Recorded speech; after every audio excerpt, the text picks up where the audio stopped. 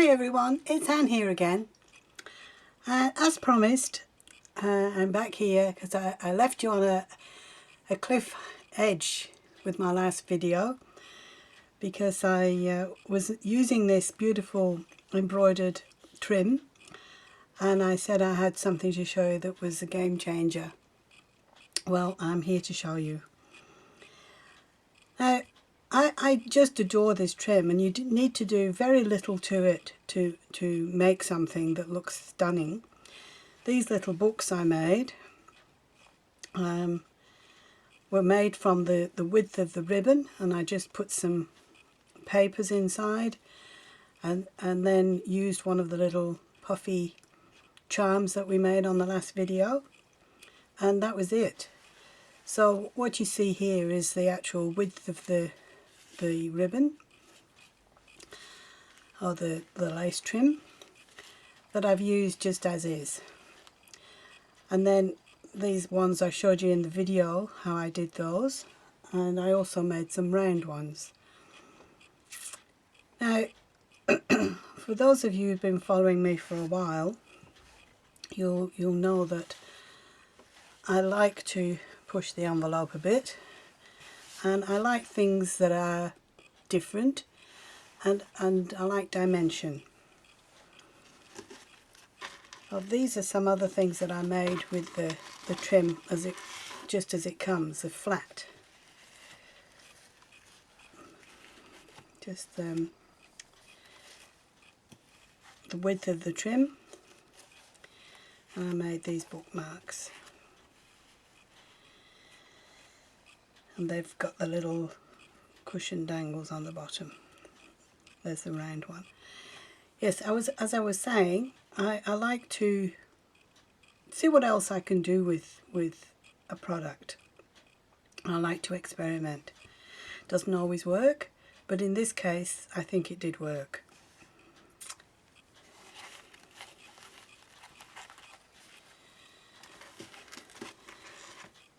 Before I get onto it, I'll just show you these two as well. So these ones are my favourites.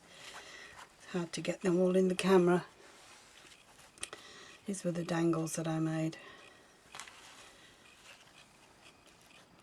Anyway, let's get on with the game-changing thing. You're going to need your heat gun, like this, and something heat-proof. You've got a tray with a piece of baked paper on top. Now this doesn't work for all the trims. If you look at them carefully, I've got some here, some of the trims are on a net base. I don't know if you can see it on the camera, but the edge is folded over and stitched down, and the embroidery is actually done on this mesh kind of net base. And that's what gave me the idea, because I've used heat before on net and it has some very different reactions, shall we say. So I'm just going to cut a piece of this. I'm going to cut it here, and I'm going to go in between the flowers so I don't cut any of the flowers. So I've just cut the net.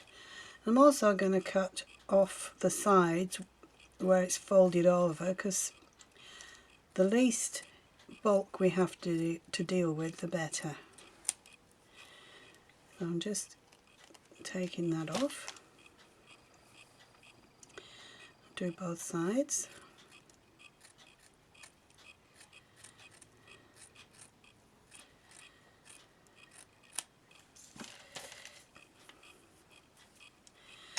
I'm going to put it face down, so this is the back,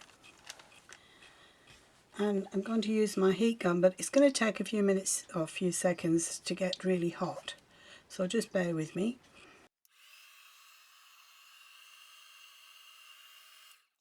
Okay, and I'm now going to put it on the back of the trim.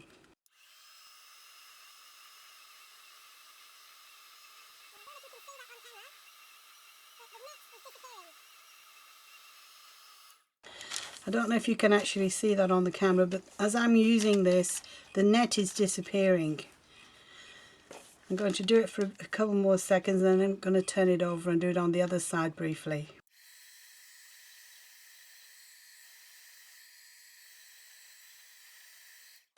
Okay.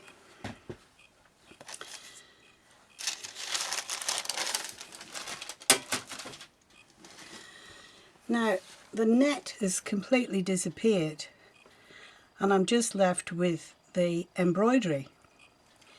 Now, if you take a small pair of scissors and do what I call tidying it up, you can cut in between the flowers and pull off any melty bits that might be, you know, adhering to the flowers. Just cut them off. Like on the edge there, there's a couple of little melty bits. I'm just going to trim those off.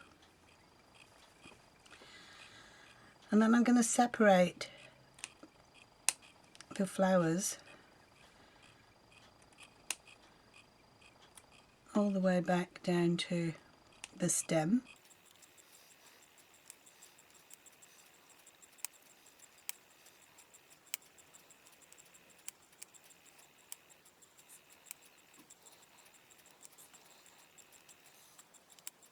Okay, so I've separated all these flowers. I've just kept the main stem, which holds them all together, and the rest I've cut back to the stem. A couple I've missed.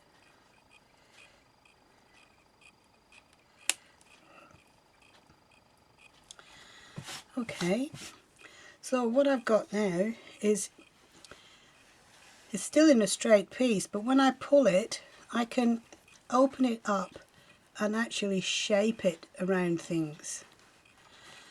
And for me that was amazing, because I wanted to not just always use it in a straight strip like this. I wanted to be able to manipulate it around things. And doing this gives me the wherewithal to do that. And I'm just so in love with it, because it's only the net that's disappeared. It hasn't damaged the embroidery at all, and it's just become so flexible. And I can cut off little pieces and just use them as appliques, or I could use the whole piece to put around a frame or something.